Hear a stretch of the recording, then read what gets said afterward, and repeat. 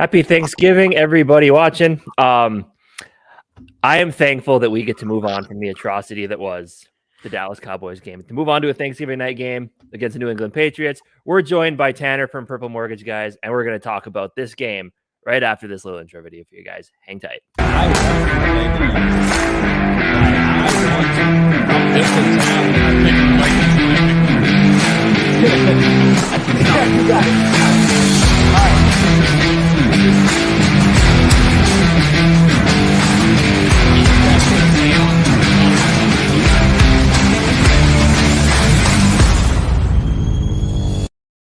All right, let's get started. First off, before we get too far into this, Tanner, how about you tell us a little bit about yourself? Tell us what you do. Tell us how you became a Vikings fan, and let us know your most memorable Minnesota Vikings game you've seen. Like in person or just like watching on TV? Either or, man. I'll let you choose. All you, man. Okay. My name is Tanner Weber. I am a mortgage loan officer, actually. So me and a couple coworkers actually just recently started up a podcast. Just at the beginning of the season here, we're all Vikings fans and like talking football, and just thought it'd be kind of a cool little thing to start up. So we do home loans. We are licensed in all 50 states. So if anybody's ever looking for a mortgage or finance, we would love to help you guys out with that. You can follow me on Twitter at purple_post. I've been on there for a pretty good minute, a little over 10 years, I believe. Vikings Twitter is kind of a love-hate relationship. It can get pretty ugly after losses, but the highs are highs too. So it's been a fun season so far. So I would say I've been a Vikings fan. The year 2000 was actually probably the year I started watching pretty religiously. My grandpa was a Vikings fan, and I remember just going over to his place all the time and watching games here and there, and fell in love with Randy Moss, as I think a lot of people our age probably did, and I just kind of stuck after that. So I'd say my most memorable game seems pretty easy to answer. I'd probably say it was the Minneapolis Miracle. That's kind of a once-in-a-lifetime game in a pretty big stage. That was by far probably the coolest thing that I'll ever see this team do, hopefully, until we win a Super Bowl. Right. Dude, my TV shut off right when they were leaving the huddle because it had been on for 4 hours and I had one of those freaking timer things going. So I didn't get to see it live. I had to watch it on replay. Yeah, I went crazy. I can't handle these big games, even the Buffalo game. It's so intense. I can't mentally handle it. I go crazy. After that miracle, it's just like everything was out the window for me. Hey Tanner, one quick question before we talk more football. Will I be? What are the prospects for me getting doing decent on getting a house next October? Just curious. Are prices coming down? That's all I want to know. Yes, they will. Well, actually, I can't say that for sure. The prices, historically, we've seen with inflation that home prices only continue to go up, but rates will come down at some point. You guys probably have obviously heard that rates are continuing to go up. But they will at some point come back down. I just can't really give you an exact time frame of when that's going to happen now. Well, hey, you still gave me a good answer. Exactly what I want to hear. Let's get back to it. Let's talk some more football. Have Dave.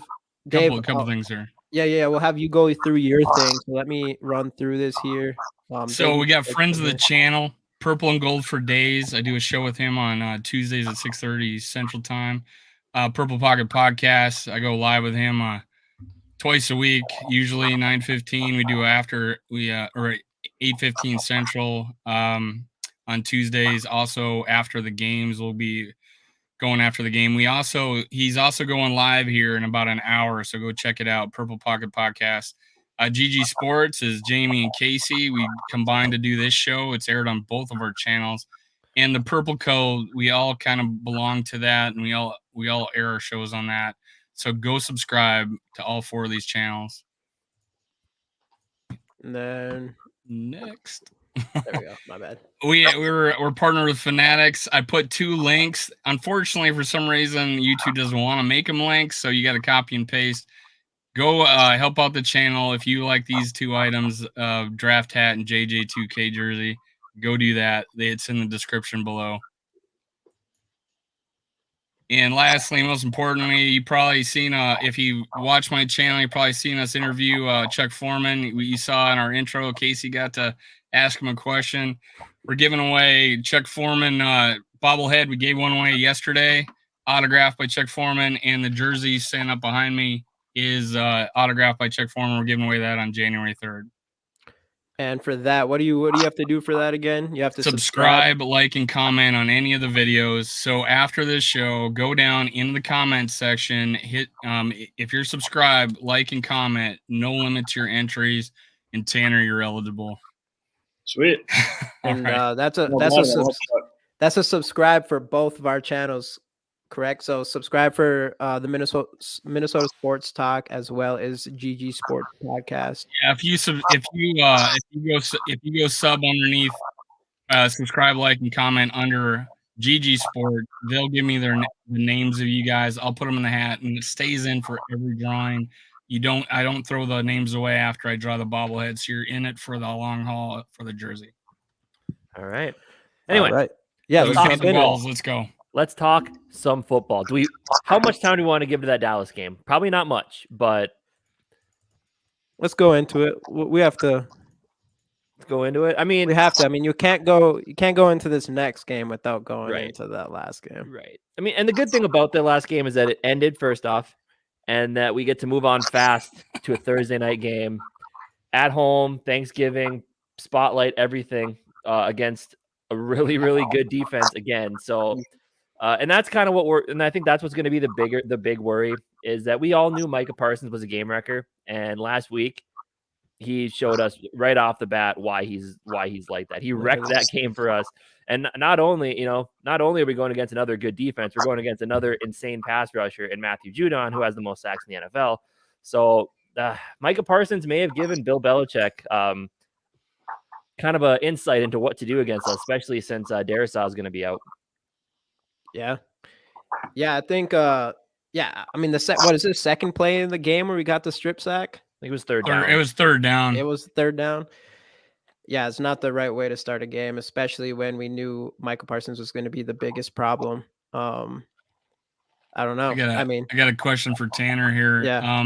You posted this, I think, before the game, and obviously afterwards you posted something after that.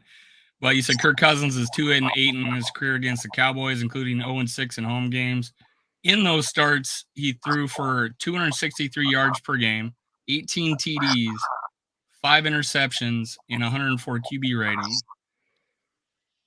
What do you think? I mean, those were good numbers, right? Those are good numbers. Is it one of those things that maybe the Cowboys got his number, man? What do you think about that? Is it a game we can throw away? Obviously, he only had like 100 yards in this last game, so obviously this is probably an outlier game. But what did you feel? Did they have his number? Yeah, I guess you could say that if you wanted to. Kirk's always been a huge stat guy, so the numbers do look good. I don't know if you guys got that same vibe that I did, though. Going into that game, to me, it really felt like the NFC Championship from 2017. So, you have an awesome performance against the Saints. You're on the highest of highs going into Philly, and they never came down from it. Mm-hmm. And they fell flat on their faces, played like crap. Philly kicked them in the butt. And that's kind of, I guess, what it felt like to me. I mean, all week, the players are probably so stoked that they upset arguably the number one team in the league, and just came out flat. I don't know if it's more on the coaching staff or the players themselves. It's probably a good combination, but I can't put the blame on Kirk for that loss at all. Darrisaw going down definitely didn't help his cause by any means. I don't know if you guys saw Blake Brandel had a 31.3 PFF grade. Yeah. Yes, I have that. Blake Brandel had a 39.3 grade with PFF and Christian Darrisaw's absent yesterday. You go on to say the Vikings had 3 false starts on offense yesterday. That should almost never happen in home games. Do you think what was with the offensive line? Do you feel like we just had a bad blocking scheme going on? The three false starts, obviously are going to hurt us no matter what. What do you think was going on with that offensive line? Yeah, it's a combination of things. The Cowboys have to get some respect. They do have the best pass rush in the league for majority of the season. I think they led the league in sacks, and they're top 5 in pressures. I think I read as well. Mm-hmm. But the 3 false starts is just completely inexcusable. I feel like it's almost more on the coaching staff than anything else. But we didn't adjust to any situations either. If the Cowboys are constantly getting pressure, I think I read Kirk was pressured on. He had 20 dropbacks and he was pressured on 12 of them. 63%. Yep. Mm-hmm. Yep. Like that's I mean, at some for success at all. At some point, I mean, I'm a big Kevin O'Connell guy. I think his leadership is top tier in the and coaching ranks. But I mean, obviously, we all know he's still a decently green offensive coordinator, play caller. So I don't know. Part of me just thinks that, I mean, part of the blame I think does need to go on him a little bit. As soon as, I mean, you had to prepare for Micah Parsons, right? And as soon as Micah Parsons gets that strip sack and just dominates the game and you just can't hold anybody off, I didn't think we did a good enough job of maybe you got to take a playmaker off the field and bring a CJ Ham in to block more on pure passing downs. I just feel like it was a bit of a blunder by Kevin O'Connell at that point where I feel like you just need to bring in an extra blocker at some point. I just feel like we didn't get to that point. What are your thoughts on that, Tanner? No, I agree with you 100%. And a lot of it kind of feels like the complete opposite of what Mike Zimmer was. I always felt like Mike Zimmer was a very, very good defensive coach, but maybe not necessarily a good head coach. And I feel like Kevin O'Connell's kind of the opposite. Not maybe the best offensive play caller, because I don't know if you guys catch yourselves as much as me. Like, it's inexcusable that we're 18th in total offense. Yeah. Yeah, with the talent we have. I agree. Yep. I know. So, I'm not going to bash him by any means. It's his first year, and I think there's a lot of communication things that we have to nail down. Going into that game, we were 12th, and then we were 8th in scoring. But yeah, not scoring. Scoring 3 points and getting not 200 yards is going to drop you. Yeah. That's going to clarify that. Sorry, 18th going into tomorrow.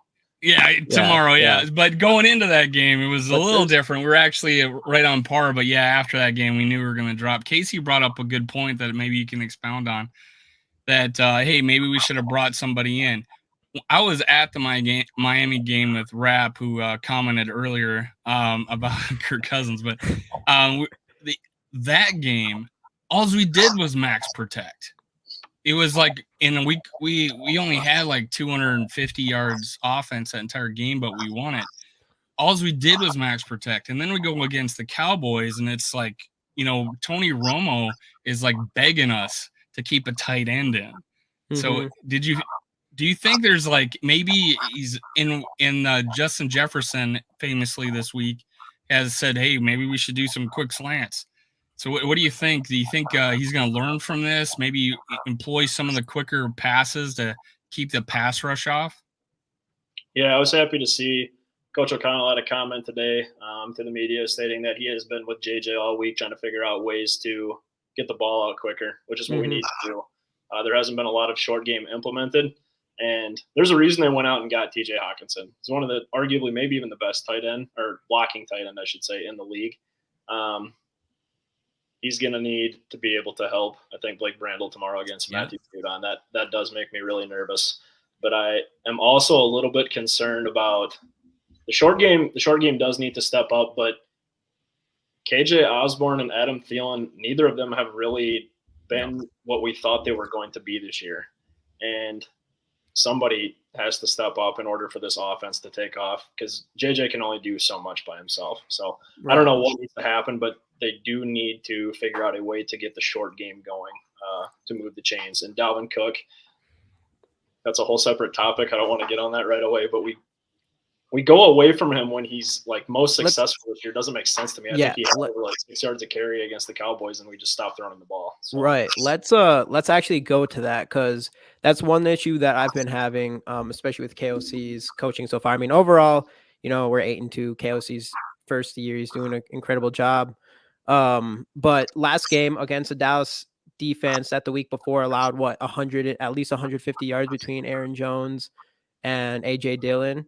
And this game, Dalvin Cook was obviously looking like he looked like our best player earlier in the game. And on the first drive, or the drive that we ended up scoring points, I think we were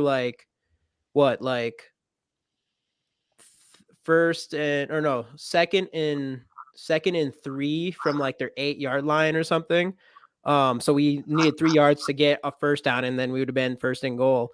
And we decided to throw the ball to TJ Hawkinson where he didn't catch it in the end zone. But I was thinking like we should, like, Delvin Cook has been running really well against them so far in this game, a team that actually one of the weakest spots probably is against the run. And we could have went on second down if we would have ran second and third. We would have had a chance to run again on third down. And then even at that point, I mean, you should gain at least a couple of yards, and then you could make it even a fourth down attempt at that point. So I just thought we should have ran. I think we do need to continue running more with Delvin Cook. But I think that was an example of, like, I don't know why you felt like you should go to throwing the ball there, especially when you only need 3 yards to get a first down. Yeah, absolutely. And I don't know if there's some behind the scenes stuff where you have certain guys on the team that are maybe calling for the ball more. I don't think Justin Jefferson is that type of diva to do something like that, but he is one of the best guys in the game, and he's going to want his touches. But sure. I don't catch myself scratching my head nearly as much as I did with some of our previous offensive coordinators. But I agree with you, Jamie. He definitely does have certain calls in specific spots throughout the game. It's not necessarily a play call, but I'm like, why would you call a run in that specific situation, or why do you have to get too fancy in that specific situation? Right. And I think it's a communication thing. So you mentioned Thielen earlier, and I agree. KJ Osborne's been non-existent this whole, almost this whole season, except for the one touchdown that he had that won us the game against Detroit. Yeah.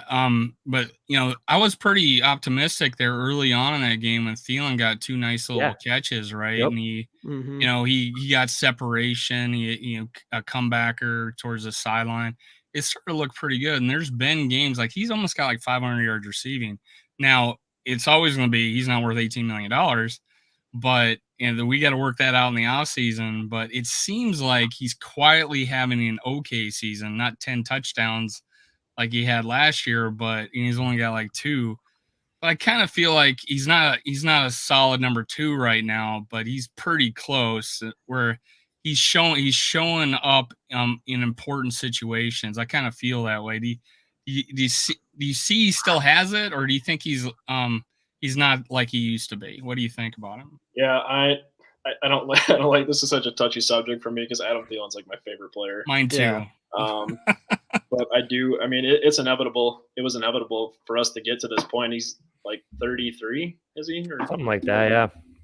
I think he's at least 32. Got to be touching close to mid-30s here at this point, and it was bound to happen at some point in his career where maybe too many injuries were eventually going to catch up to him. We're going to start to see him slow down. The quickness isn't always going to be there, and he's eventually going to kind of drift into that wide receiver 3 spot, which is kind of where I think he's at right now. Like, I don't really feel like we have a true wide receiver 2 on this team, which is why there are so many old Dell rumors. Right, and that's why KJ Osborne disappoints me more than Thielen, because me and Jamie before the season started kind of had him pegged as a guy like he had a mini breakout last year, but we kind of had the feeling he would break out and become that like more of a number 2 wide receiver on the team, and we just haven't seen that. I watched some other podcasters and they all kind of say the same thing. It's like when he's not wide open, he can't get separation. He can't not great at making contested catches. So I don't know. It's kind of disappointing, which it makes you think looking at kind of what the Lions have with Jameson Williams coming back to practice here pretty quick.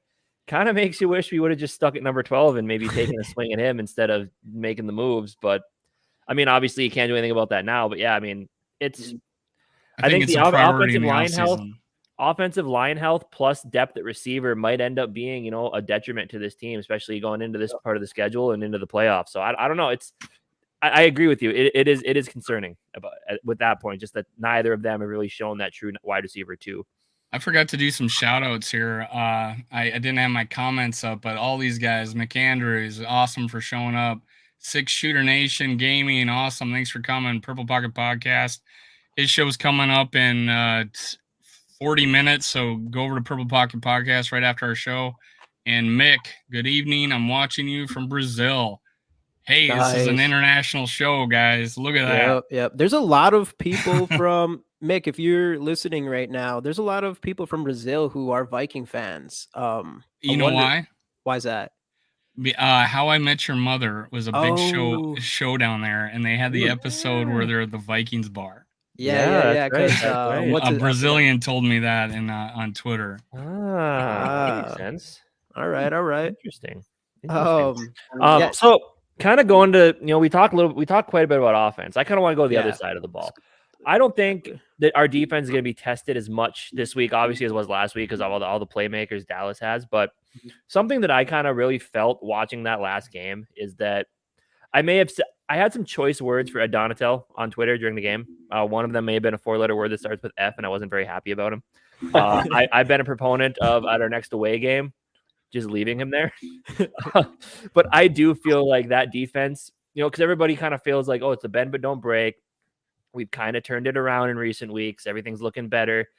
I do think in recent weeks, for sure, it's been the playmakers of the team covering up what's, I think, is just a very weak, boring, easy to read scheme that just doesn't seem to work very well. I think Ed Donatel has been, I think it's really just been covered up by the playmakers. What do they say? You put lipstick on a pig, it's still a pig.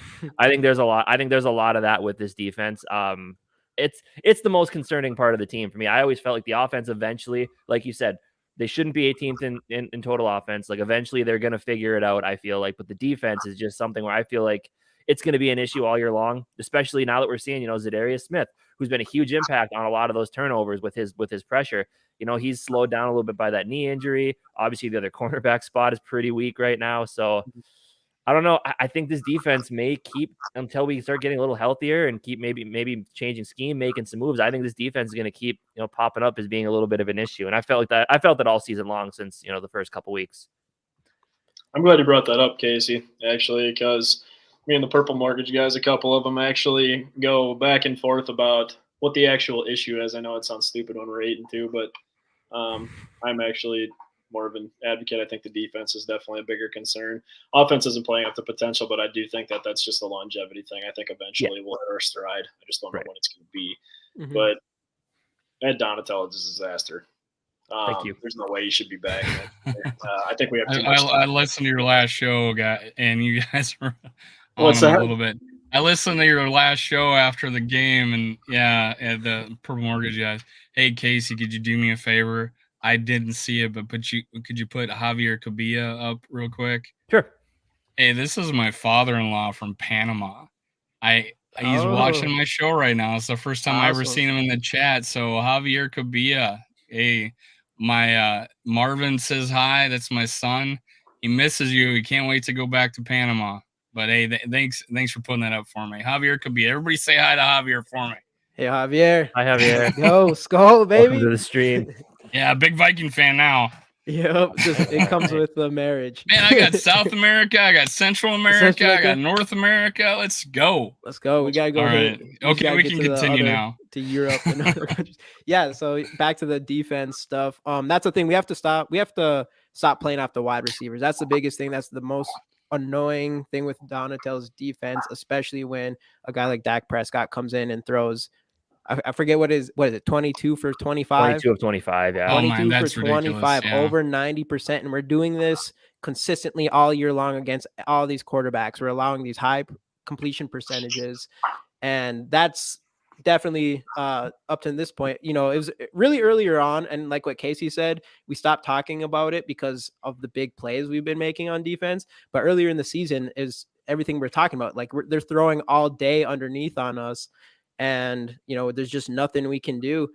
And I mean, if we're playing off coverage like that. So, I mean, going into this game against the Patriots, against a wide receiver core that's not even that good, I'm really hoping that we switch something up from that, because a guy like Mac Jones, I don't think he's anything too special. But if you're going to give him a 90% completion percentage, he'll do some damage.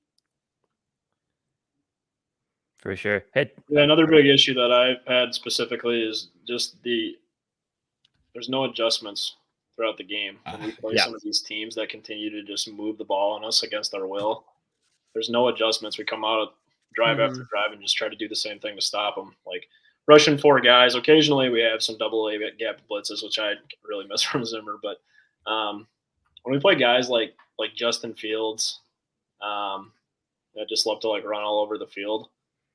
You need to be able to spy somebody like that. And I'm kind of upset that we have somebody like Brian SMO who had a really, really good preseason, is a young, very fast linebacker.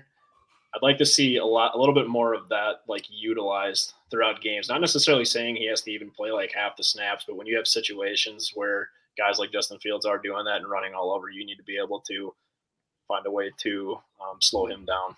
They started to ease him in around the Miami game, and they brought him in for like 6 plays to spy on the 2 quarterbacks that they played that game, and then they did a couple more in the next couple of games. But yeah, and I seen, and he would come in for Hicks. And I seen him when he'd come in, Hicks would come off. You would think like he would have had a better opportunity, better success against Pollard when he had that long touchdown because of how fast he is. So it's the matchup thing. I think maybe like a Donatel, hey, I'm going to play my veterans no matter what. But hey, we're getting beat right now. They're faster than us. Let's put our fast guys in. I kind of think like those are the adjustments that they could make early on that they, when they see us getting beat like that. Yeah, for sure. Yeah, I don't know. There's, the defense to me is just the one thing that I've seen all year that I just can't get over how frustrating it's been on that side of the ball. Obviously this week with what the Patriots have, we don't need to worry as much with Mac Jones. It sounds like they're pretty weak at offensive line right now. The running game, of course, they got 2 pretty solid running backs. I mean, they're not like top tier or anything, but they're both pretty good. Receiver wise, their top guy is Jacoby Myers, who's okay, but he's probably a number 2 on any other team. So yeah, I don't know. Like, I mean, obviously, and Mac Jones isn't going to test you with the legs like these other teams have. So, I mean, I guess we'll see if Donatel's defense comes out and lets Mac Jones and that Patriots offense put up, I say any more than 20 on you, I think he got something to be concerned about personally. Yeah. But and with you talking about the Patriots, let's move on from the Cowboys game. We're still 8-2. That game was horrible. But we do get this short week literally tomorrow to beat another solid team and move on from that and keep going forward. So I say let's talk more about this Patriots game. Before we do that though, let me bring back up this. I don't know why I took it down actually. Production value. Production value. Shouldn't have took it down. So yeah, again, Purple Mortgage, follow or subscribe to them on YouTube.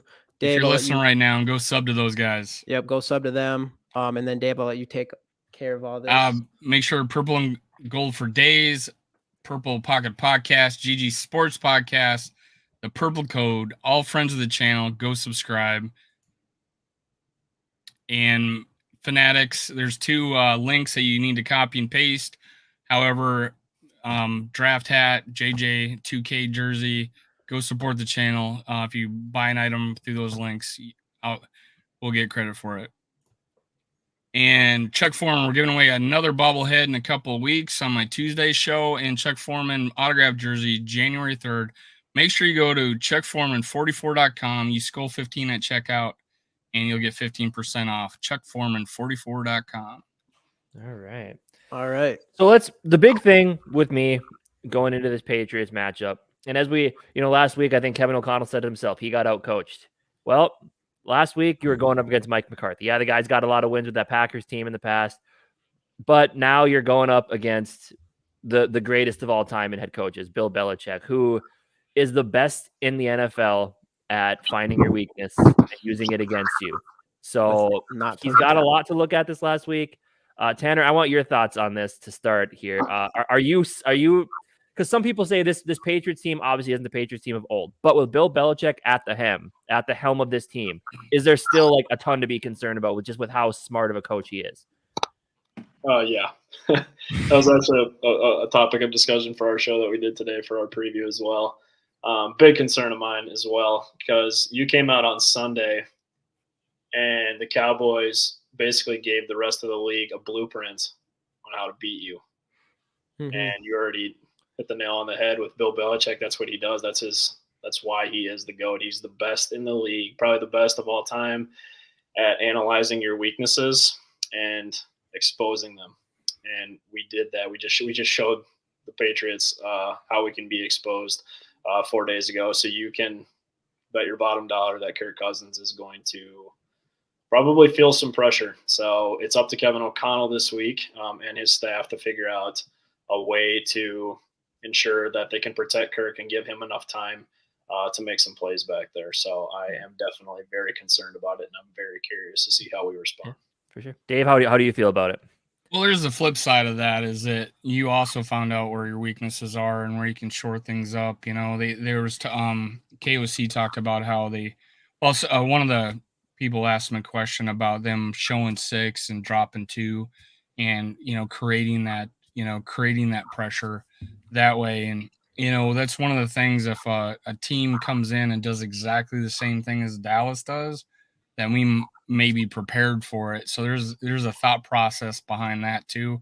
Also, we just hearing through the years of coaches talking about after a game like this is like, I'm not even going to watch that one because that is just in the garbage because there's no way that that's going to happen again. Right. Mm-hmm. And I was watching, Colin Cowherd. I rarely watch him, but every once in a while he puts something up, and his big pick was Dallas. His big pick. He says they're coming off that loss, or that they're coming off that high win, and they're going to have a letdown. But he says, you know what? And then another stat guy comes in and says, you know what, the winning percentage of teams that lose by 35 the week before, and they go pick the Vikings this week. So now we're his big pick for this week because coming off a bad loss like that. Mm-hmm. So gosh, it's almost like you got to throw that game out. And if you're if you're a defense or an offense, the coach of the other team going to face a team that came off a loss like that, how much weight can you put on how awful that you guys played that week? It's really, it's like a catch-22. What should we do? Should we look at the old tape or this tape? Right. It's just a roll of the dice, I think. But I think we're gonna bounce back, guys. I really do. And I know you guys think the same thing. But what does Tanner think? That's the important thing. What does Tanner think? We're gonna bounce back. Oh man, I'm kind of a negative Nancy about this game. I just don't feel good about it. I got too much disappointment in my past with this team to be optimistic about it. But I'm hoping this is a new regime. So if they change things around, I'll be very happy about that. But I think the Patriots are built to stay in games. Their offense is below average. We talked about that a little bit already. Not really any weapons at receiver. Tight ends are okay. Running back is their strength. Offensive line is a strength. Mac Jones is a liability. Right. And I don't feel good about that Donatel finding a way to expose him. But I think he's shown previously, if you watch any of his games in the past, he is definitely a quarterback that gets rattled very easily if you get him under pressure. So Zadarius Smith and Danielle Hunter need to have a bounce back game this week. The Patriots do a really good job of, in my opinion, this is actually probably the best well-rounded defense we're going to play this year. Some people would probably say Buffalo, but from top to bottom, when I look at like pass defense, run defense, pass rush efficiency, it's New England. Like they're a very well-rounded squad, and they're going to keep you in every single game, and they do just enough to keep their offense. Like all they have to do is get a couple big plays and their offense keeps them back in the game. That's how they beat teams. And our defense has given up too many big plays this year. I'm glad this is in Minnesota and not New England.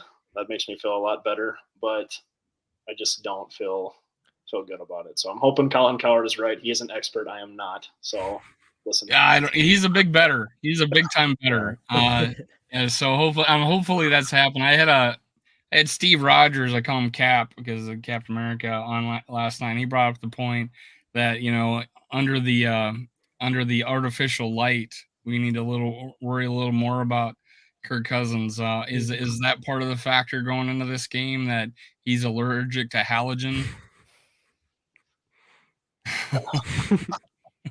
Kirk could just have an imploding game again tomorrow night. Like he could throw 3 interceptions, but if he's got Blake Brandel, who's a human turnstile against Matthew Judon, like I just don't know what he's supposed to do. Yeah. No, I thought Matthew Judon Brandel scares me a lot. Brandel had looked good though, right? He looked good when he came in against Buffalo for a bit. Yeah. Not the last game, obviously. Right, Nobody looked good the last game. But like, do you guys remember though? Like, do you guys remember? I think it was last year, week 1. We came out. Our offensive line got just destroyed by Cincinnati. I can't remember how many times Kirk was sacked. And then we were looking like, oh god, we're going up against Chris Jones this next week, and he had like what? I think he had like 2 or 3 sacks the week before, and we held him in check that next game. So it's like, I think a lot of time recency bias does play into this type of scenario. To where like, you see, oh my god, our offensive line just got decimated. Oh, this is terrible. We're gonna get sacked 100 times this next game. But then, like we talked about, Kevin O'Connell, San Diego too. We held our own against San Diego. Right. Yeah. But Kevin O'Connell is smart enough to know he's gonna have to bring in some more blocking. And I think we'll scheme around it. Matthew Judon will probably still get a sack because he's just that good. But I definitely think that that maybe we're just the recency bias thing is kind of playing into how we feel about this pass rush. But but how do you not feel that way after your offensive line just gets demolished and you get sacked 7 times? And then we look like dog shit against the Commanders, right? And we rebounded against Buffalo. Yeah. They have a pretty good defensive line, right? Yeah. Mm-hmm. Yeah. So, again, we're just trying to convince ourselves into having a good game this next week, maybe if we're, think about it. But yeah. But and I know it's like part of the thing as we talked about earlier, and we talked about what JJ said about that short passing game. Like, yeah, that definitely helps. But like, I don't know. I feel like the screen game doesn't work for us. And I was watching the last couple games with Kirk. I almost feel like he's not a good like screen throwing quarterback because he doesn't have that quick like take the snap and then just whip the ball to your guy. He almost has like that, like he takes a full set and gets into his full windup to get the ball over there. And I feel like that's maybe part of the problem why those screens never work out well for us. I don't know if anybody else has noticed that. Well, I think it's also the design of the screens. That quick release. Yeah, I also think it's the design of the screens. But that could be true. But I just feel like it's to the tight end, 3 yards behind the line of scrimmage every time. Yeah, but I feel like with Kirk, it's too much. And I'm not a Kirk hater, I'm really not. But I feel like it's too much. Just take the snap, set your feet, and get into the. I agree. Instead of just. I agree. He's like I want to say deliberate. Yeah. He's not. He keeps he wants to keep that form no matter what. He's not an off script guy like a Rodgers or a Mahomes. I think they're the same person, just younger. Where they do throw off script from different angles and stuff, but Kirk Cousins isn't going to be like that. But I really like that. TJ Hawkinson, right? His first game, 9 for 9. Well, 3 of them were behind the line of scrimmage for 3-yard losses. And then we had a tight end play this last game behind the line of scrimmage. He got a couple yards, but God, it looks so awkward, right? Why are we doing these behind? What do you think, Tanner? Do you think because Chuck Foreman told me, why aren't we throwing to Dalvin Cook? Why aren't we putting him in the passing game more? Why aren't these screenplays going to him and they're going to our tight ends? What do you think, Tanner? Yeah, I just don't think we have the pieces in place to run screens effectively. It's player specific. So Casey already hit on Kirk Cousins isn't like one of those super he does have to have his feet set in order to be an accurate thrower. He's not just a flick of the wrist like Aaron Rodgers does.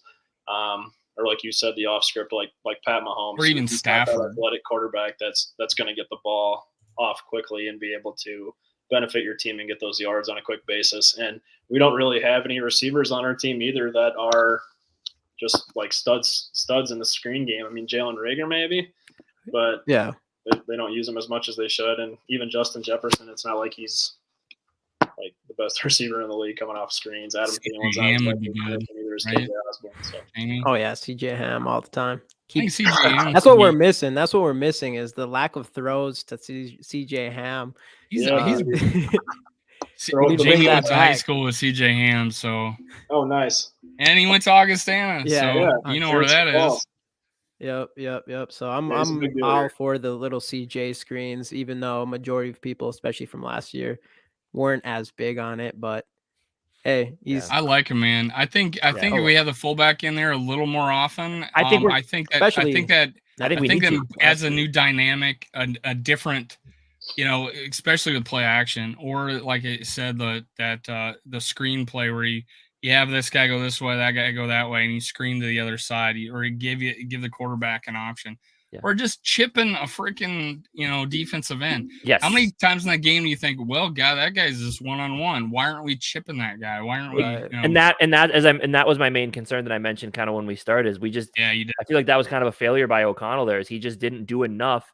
I mean, like me and Jamie in our preview, we talked about like there's 3 key matchups, and one of them was JJ and Trevon Diggs. I don't think we got to see that legit just because of all the pressure Kirk was under. But our other 2 was basically our run defense against Tony Pollard and our offensive line versus Micah Parsons. Like those, Micah Parsons is one of those guys that when you come to this game, you think like if you're Kevin O'Connell, you say, how do we stop this guy?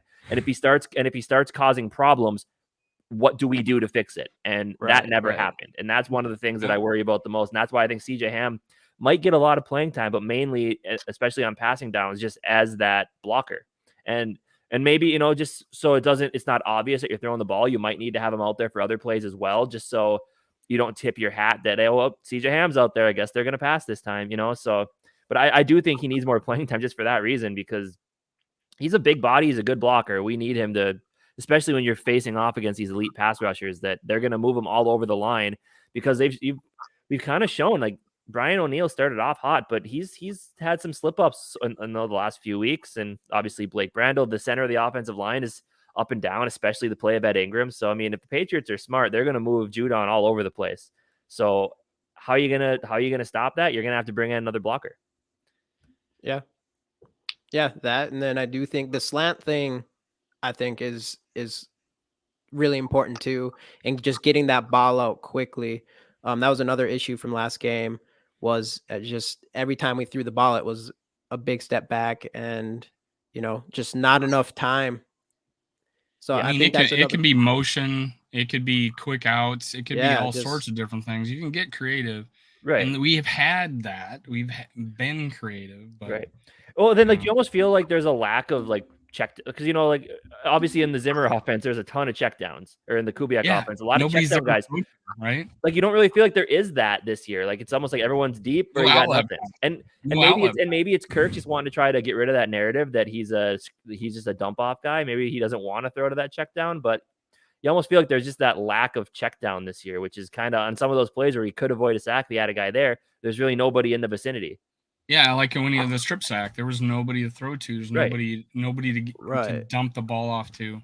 Tanner, do you see that too? I've been calling for I've been noticing that every game that I think early on we had a little bit of it, but not just lately, or when we've been killed, we hadn't had it like a Washington or here. I don't see us having an outlet or a hot read or anything like that.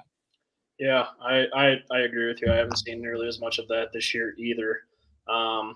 At the beginning of the year, though, I did feel like we were involving Irv Smith quite a bit in tight end screens. I'd like to see more of that with Hawkinson. I don't feel like I think we saw it a few times against the Commanders, because obviously he had 9 catches. Three against the Commanders. Yeah, he had 9 catches for 9 targets. 3 of them were 3-yard losses. Otherwise, he would have had 80. Right. Otherwise, he would have had 80 yards receiving. I think the type of tight end screens needs to change, because it's like a tight end screen where he's at the right behind our offensive lineman. Yeah, instead of right there. Every single one of them, and they get blown up right away, especially if our offensive line's getting blown up. And before that, it was to Munt. You know? It was Mont and then Irv, and then now it's TJ Hawkinson. It's like the same play. And if you remember, Mullins came in for that one throw. What was it? It was a tight end screen to TJ Hawkinson, except this time instead of the right side all the time, they did it to the left side, and they got blown up for 3 yards. Yeah. I don't know what we keep going to that play. I don't think it's a different play. I think it's the same damn play. So we need to push them out a little bit on those screens, I think. Timing's not there. Our timing of our screens is just not there. Like, we're not selling it. There's all kinds of reasons why our screens aren't working, but we continue to try them. And it is actually a really good point by Chuck too, that it is weird that we don't do tons of them with Delvin Cook. Probably because actually, I mean, to actually knock Delvin Cook a little bit is he just hasn't been, his hands have not been very consistent in the screens. He's average as far as catching the ball. And then he'll make an amazing catch like he did a couple yeah. weeks ago or whatever, one-handed catch in the end zone. Redskins or the Commanders.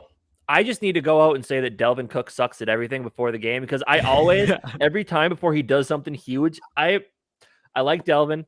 I like the leadership. I feel like I don't love what we paid him. The injury thing is kind of annoying. And I feel like he has slowed down a little bit. But then, of course, every time that I say something about it, he goes and breaks a huge play. So I guess I just need to talk more. Shuts you up. Exactly. I just need to go talk for Dalvin Cook 150 smack, at least now this week. He might. You never know. I just said. Tanner, what are your thoughts? What are your thoughts on Dalvin? Is he? I think he's going to be around at least one more year. What do you think? Yeah. I love Dalvin Cook. I wouldn't say I love him probably as much as like the average fan does. But this year specifically, I just am a little bit disappointed with his usage. I think, was that you that said he's average as a receiver, Dave? I agree with I would that. say, because remember that play where he fell on his butt right before the quarterback sneak by Cousins? Mm-hmm. I mean, he's wide ass open. He stumbles and he falls down. As much as we throw the ball in this offense, I really would have liked the Vikings to bring in like a scat back this offseason.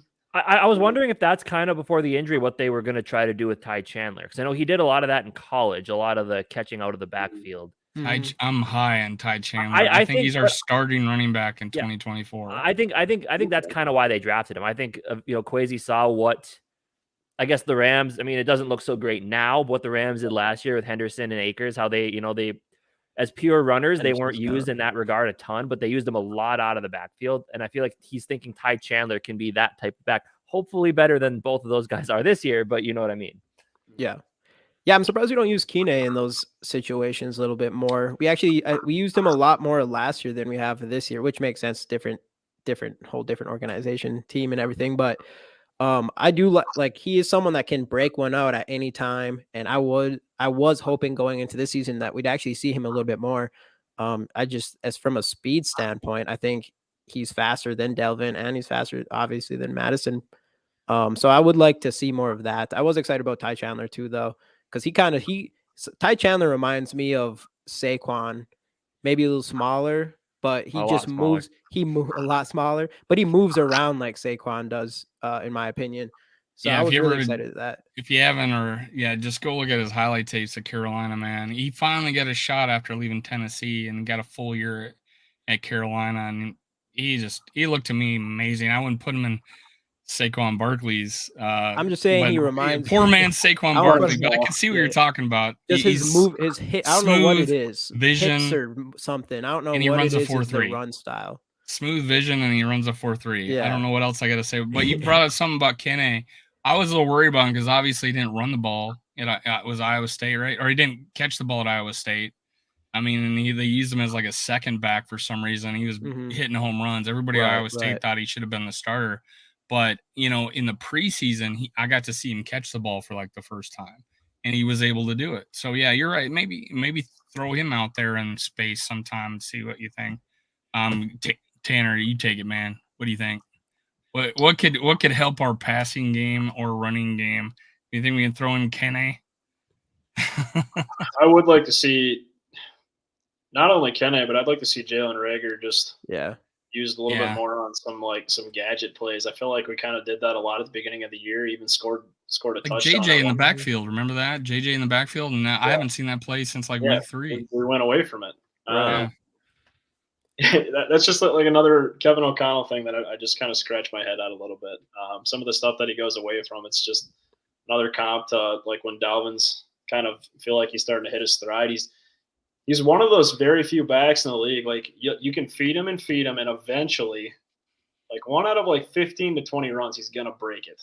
And they go away from it every time. I feel like he has some success this year. He finally got one against Buffalo, which was nice. But I'd like to see more Dalvin Cook usage. I would also like to see some more Kene usage as well on gadget plays, because I think he is like the fastest guy on our team, isn't he? He ran like a 4.2. Yeah, something like that. And you know what? He's like up there. And I thought we were like down at kick return, right? But he's actually like ranked 5th on average kick return. I mean, So, everybody's down. Like, there's not very many people. Right. It's almost like a lost art. Hey, shout out to Cordell Patterson for breaking the record. Nine kickoff returns for touchdowns, NFL record. Yeah. Maybe he gets in the Hall of Fame as a kick returner. Who knows? He should be. Yeah. We'll see what happens there.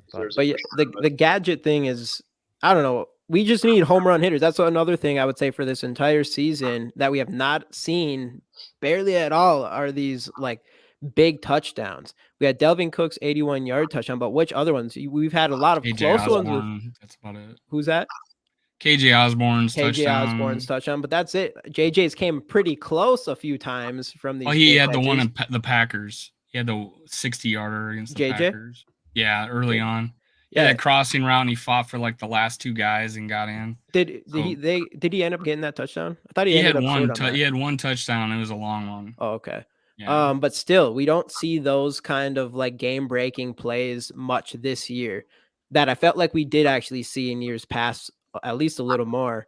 Especially when you have like Adrian Peterson back then and all that. But I don't know. That's one area that we don't see. We don't ever just, other than that one Delvin Cook play, you don't really see us just breaking a huge play for a touchdown, especially in the passing game, especially like that, what we saw Pollard do twice to us last week.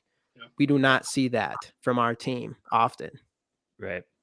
Yeah. For sure. JJ and Dobbin should be, I shouldn't say splitting touches. It all depends on who's got the hot hand for each game, but those guys should obviously see their fair hand of touches. But why do you trade for somebody like Jalen Rager? Because what did they give up for him? Like a 5th-round pick? A third. I can't remember exactly what it was, but I think it was conditional. For somebody to come in and be your punt returner. I think it's a 4th. Right. It was like conditional, and obviously he's made the team and he's playing every game, so he's probably a 4th. I mean, because like obviously we knew he was going to be the guy. Like they traded for him for the thought that this guy can return punts, but also like the thought that maybe his talent was wasted, needed a fresh start. He's so athletic, we can figure something out for him. And we don't see him out there ever. I mean, you might as well give him a run. I mean, what do you got to lose? He like the gadget thing. Like we don't see much of that gadget. Exactly what Tanner was saying, and he is that kind of player for sure. Like if you go back and watch his highlights, they're insane. I think Jalen Rager has some of the better highlights I've seen from a wide receiver in a while. In college, yeah. So I was like, and I didn't even really look until I actually remember looking quite a bit that offseason because I really wanted a wide receiver. We ended up picking JJ, which was great. But then I went back when we traded for Jalen Rager, and I was like, dang, this guy does have that talent, and he is used as a gadget player. And it's like, man, if we can figure out how to use him like that in our offense, it'd be huge. That is kind of what we're missing. Like we have JJ, who's insane, but he isn't going to be the best gadget type of player because he's not the fastest wide receiver in the NFL. There's some guys that are just speed. They can break one up because of just straight speed. And we just don't have that player, or we do potentially, we just don't use them in that way. There's two YouTubers, Realistic Randy and Andy from Purple for the Win. Both wanted Rager over Justin Jefferson coming into the draft. Thank God that didn't happen. Right. But hey, there's other people. There's Viking fans that had the thought that we would draft a Jalen Rager, and maybe he does have untapped talent. Tanner, do you believe that, man? Do you think it? I know you're saying let's use him, but do you think he's got something in him? Like this is a guy that we could really utilize. Yeah. No, I do. I don't think he's ever going to live up the first round hype. Oh no. But it just doesn't make sense to me that they traded like a relatively pretty valuable pick for a punt returner. Like you should have brought him in for more than just that, and he should have more purpose in this offense than just that. Like him and Kene are both just guys like give them the ball in open space and just let them go. Because that's exactly. I'm just thinking of how many muff punts we probably didn't happen because we don't have ISM as our punt returner. Because you look at one thing I give Jalen Rager a lot of credit for is that he plays it like center field. He gets under the ball and he's not drifting. Yeah, but, I mean, I give him a lot of credit for that. I wish he wouldn't give us heart attacks. And when isn't sure that he's down, just kind of let the ball go loose and let Dallas That was punch it out and try to low, yeah. recover it. I'm like, Yeah. dude, no, come on. That scared the shit out of me, right? hold on But to it didn't football, matter. We got Jalen. crushed. yeah. At that point, it was just And kind he in that one game, and I think was it Buffalo where he caught it like this, but it was windy. So I'm like, I forgive him, but he caught it. So I'm like, cool. Sure. And the only reason he could catch it is because he's always under the ball. He's not drifting. Right. And that's why I give him a lot of credit for. You know, speaking of special team stuff, let's talk. We haven't really talked about that much. We'll close it out with a couple things here after this. But you know, obviously, we all know what Ryan Wright's end has came out to be. Very solid punter. We got to see him kick a lot last week, unfortunately. Greg Joseph also last week didn't miss any kicks. You can give him applause for that. Everything's great there. But speaking of special teams, that's another thing the Patriots do well is special teams. We're going up against probably the best special teams player in the history of the NFL in Matthew Slater. Is it true? Were him and Kevin O'Connell drafted in the same draft class? Because I think I was listening to Kevin O'Connell's press conference yesterday, and someone asked him about us.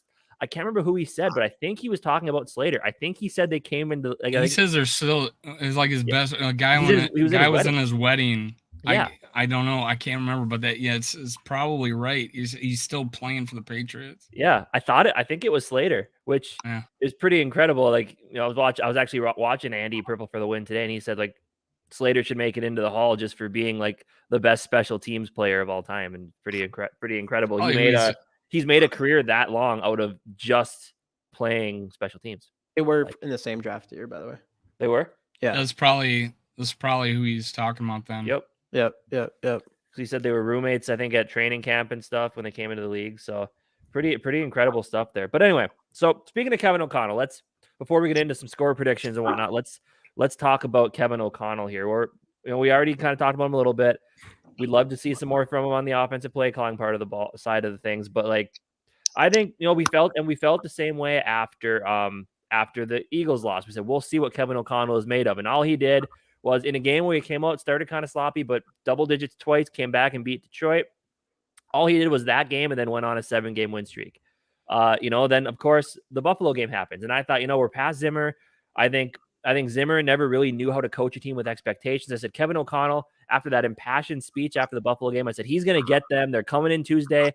He's going to kick them back down to where they need to be. We're going to come into this Cowboys game. We're going to be ready to play. We're going to be focused. We were not. We got our asses kicked. And now you get a short week against a good team in a primetime game on Thanksgiving when the entire world is going to be in the entire NFL world. Their eyes are going to be on you. Don't tell Kurt. It's right. It's probably one of the most popular games just because everyone's together on Thanksgiving watching football. Right. So now we really get to see how good of a coach Kevin O'Connell is from that leadership perspective. Will you get these guys focused? Will you have their heads back held high after a loss like that in a tough environment? And, you're at home, sure, but against a tough football team, I think this is really going to be that test of can Kevin O'Connell can he do it? And I think he will. I think he's going to come out and show us what this team's actually made of. Again, I mean, I'll save it for score predictions, but yeah, I think we're really going to see the grit that Kevin O'Connell and this team have this game after getting just absolutely embarrassed. What are your guys' thoughts on that? 100% agree. I think we're bouncing back this week. I do think Kevin O'Connell's going to step up. As a leader, as a good leader as he's been, he has to, as a new coach, he has to go through different scenarios, especially this is his first year, and getting your ass whooped is one of them. And he gets to learn really quick because he went against probably the top pass rush defense last week to go against definitely a top 5 this week. And I think it will show a lot of him as a head coach going into this game. And I think he's going to prove that he is that guy, and our players too. It is up to them as well to step up and know that they got their ass kicked, especially our offensive line. It's not just Kevin O'Connell. The players have to know, like, all right, we can't let that happen again. And I do think we are going to bounce back. I think we are that team this year, 8-2. I think we're going to go 9-2. So, yeah. So if you guys saw the thumbnail I created for this episode, it has Kevin O'Connell and it has Belichick, and it has a picture of Kevin O'Connell as a Patriot when he was a quarterback. And one of the reporters asked him a question about one of the first times he got into a game, and that was in mop-up duty of the Patriots getting their ass handed to him. when he came in mop-up duty, and he got to experience how Bill Belichick turned the team around.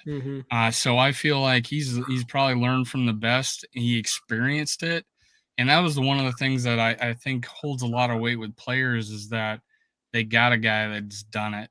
He was a high draft pick. He was an athlete. Everybody's impressed with that. He goes out and throws the ball with them, and does quarterback drills with them, and he's part of the team. But the biggest thing is all the experiences. He's seen failure. There's coaches that seen failure and then were able to come back, like a coach in Seattle. Belichick saw failure as a coach. I don't know if you guys realize that, but he was 1 second away from being our defensive coordinator under Les Steckel.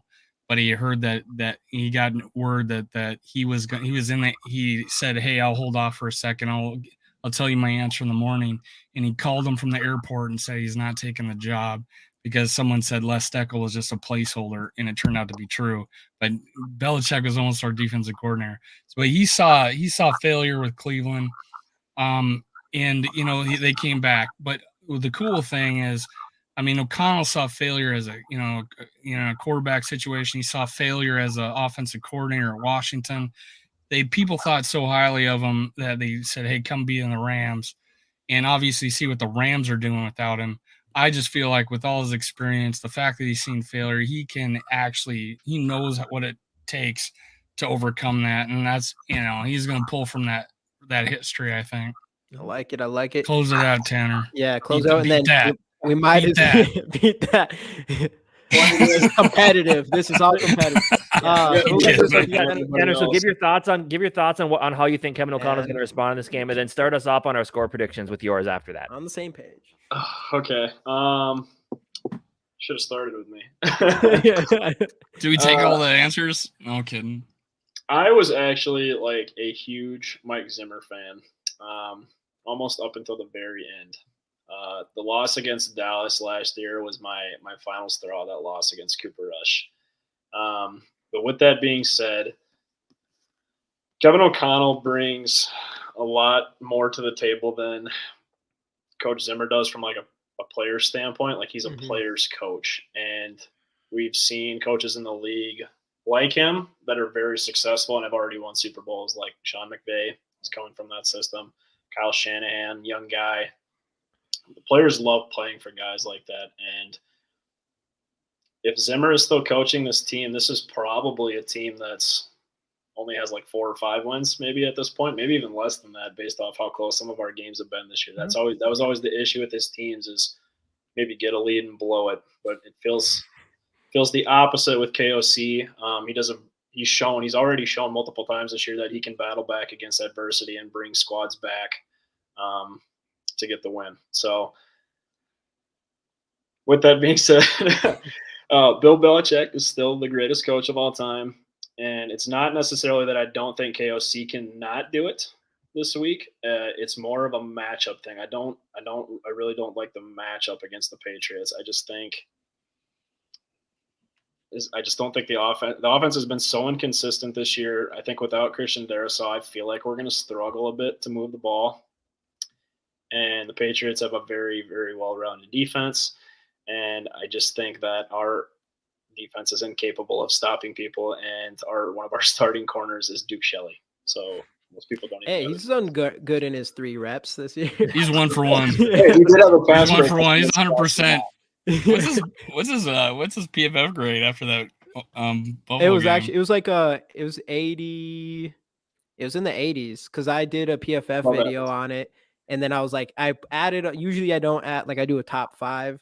Usually I don't add a player who only gets 3 snaps, but I was like, Shelley deserves this. So I gave him a game ball. I gave him a game ball after the game. That was huge. Like, shout out to Robert44. Thanks for joining. We're almost done, but go back and listen. Make sure you subscribe, like, and comment if you haven't already. After the show, go to the comments, subscribe, like, and comment. Enter my contest to win that 44 jersey back there, autographed by Chuck Foreman. Go ahead, Casey. Or Jamie, sorry. Or Tanner, though, what's your predictions? So it sounds like you're headed towards. So I think it's gonna be a really. I'm seeing an L. I'm seeing an L there, big guy. Low scoring game in Minneapolis. I'm going to say the Patriots are going to maintain a lead for a majority of the game, and I think KOC is going to fight some of that adversity to bring us back in the fourth quarter, and we're going to fall short. Oh. 20-17. 20-17. 2017. All right. We forgive you. I mean, I agree with a lot of what you said. Trying to be more of a realist than I don't want to drink the Kool-Aid too much. Well, I think Casey's picked us to lose before, but Jamie had us going 17-0 before the season started. Winning the Super Bowl. At the beginning of the season, closer than a lot of people. people. My wins and loss predictions. This was actually a loss on the schedule for me. I had us losing Buffalo and Dallas, and I had us going 12-5. So, I had us 7-3 at this point because I had us losing to Philly. Yeah. So I'm 8-2. So I'm ahead right now. Yeah. I had 13-4 for my prediction, and so far that's looking like it could happen. But yeah, we've got to pick up a couple more wins. My real one was around 13-4 too. Me and Dave were actually pretty. I mean, if you couldn't tell, we're pretty in sync with things. So we were both pretty much on a 13. We kind of agreed on a lot of the same games. So but I agree with a lot of what Tanner said. I think this is going to be a low scoring, ugly affair. I think we're gonna come out and look like we have a semblance of what we know what we're doing out there. We're not gonna see a lot of the things that happened last week. Obviously, I think we're still gonna get pressured just because of the way things are right now with our offensive line. But I'm not gonna pick us to lose. I think we'll find a way to pull it out and make it a happy Thanksgiving for all of us here in Minnesota. But I do think that we're going to win this game 17-14. I think it's going to be a low scoring, like I said, low scoring, ugly football game. But at the end of the day, I think Kevin O'Connell finds a way to rally the troops. We pull it out against Bill Belichick here in Minnesota. If this game was in New England, I'd have flip-flopped that. I just said it would have been a low scoring game. We'd have lost. But I think we'll find a way. I think we'll find a way to pull this one out and get to 9-2 and just kind of quell the panic of this team. Get a nice little mini bye. Get some people healthy for the stretch run of the season when you still have some more home games coming up. One I'm going to be at actually when they play the Jets, and I have yet to see a Vikings loss when I've been there. So they'll win 2 in a row for sure. And then you go to Detroit. So I'm saying that he could have went to this game this week, and he decided to go do Thanksgiving with his family. Even though my work had some tickets available, so I could have gone tomorrow night. But what do you do? Who's eating the turkey at the end of the game for you, then, Casey? Who's What's the player that? of the game eating the turkey? Who's player of the game eating the turkey? Kirko Chains is gonna either run in a touchdown or toss one. He's gonna get the turkey leg. He's gonna gnaw on it, and we'll see. Jalen Rager. Jalen Ray. I can't make it. Thanks, Robert, for subbing. Sorry if I didn't know that. I apologize. But I noticed you're Robert 44. I needed you to win this 44 jersey, so make sure you comment. Yeah. Dave's got up to 1.3 thousand subs now. Is that what you're at? You can't know every sub by name, so it is what it is. Well, I mean, yeah. I do though. I'm so big. Oh, but I'm like a 12.52 or something like that. But yeah, my prediction, 24-20 Vikings, and yeah, it's gonna have to be Kirko Chains overcoming the halogen aversion that he has, and we're going to win this game 24-20, and that means that Greg Joseph will continue his streak of not missing a field goal. Let's go. Or extra point of 2 games. I like it. Now, Jamie, I know your score is a little bit more. Your score is a little bit more wide ranging than the rest of ours. I want to ask Robert. Go over to GG Sports podcast and subscribe over there. And while you're at it, move over to Purple Mortgage and go subscribe over there. We'd all be very appreciative of that. So my score predictions. So we'll put his up here. Sure. 28-17. 28-17 Vikings. I'm assuming it's the Vikings. Vikings? I'm like Tanner. That's a bold take right there. I kind of like it. Big old buzzkill Tanner. So I do think this is going. I know, I'm just kidding, man. Hey, you can't win them all, right? We lost 2. Yeah, you can. I've been wrong twice. All right, Jamie, go ahead. What do you got? Only twice out of 10 times. That's pretty good odds. I think we're bouncing back. I think this is going to be our first game since week 1 against the Packers where we come in, we just straight out win a game. I do think it's going to be somewhat lower scoring. I think it's going to be 21 Vikes, 10 Patriots. I'm not afraid of their offense. I think we're going to handle their offense fantastically, and I don't think they're going to score more than 10 points. So it'll be their defense versus our offense, and I do like the talent on our offense better, even though they fell short last game, and they've been, kind of all over the place. But I do think that talent is there. So I do think we're going to win this game. It's going to be the first one since the pack. Hey, Robert, GG Sports Podcast. GG Sports Podcast. And is it Purple Mortgage Guys, right? Not the Purple Mortgage Guys. Right, Tanner? Purple Mortgage Guys and GG Sports Podcast. Purple Mortgage Guys. Purple Mortgage Guys. Oh, hey, Tanner, I meant to ask you, we'll close it out with this. If the Vikings were buying a house, let's say in Arizona at the Super Bowl, like they were going to buy the house, the Super Bowl, what rate would you give them currently at 8-2 of getting that house? I'm gonna go outside my authority and give them 3%. Oh wow! That's Let's go. That's pretty good, man. In this market, that's pretty good. Let's go. Yeah. So we got 3% rate getting the Super Bowl this year. Hey, thanks for joining. I'm trying to remember my show, the Skull Experience, the knockoff of the Joe Rogan Experience, the Skull Experience. Thank you for joining. Make sure you subscribe, like, and leave a comment in the comments section so you can enter my contest. Let's go. We're going to beat the Patriots. Skull Vikings. Thanks, Skull Robert. Vikings. Thanks Skull Vikes. Thanks for joining us, everybody.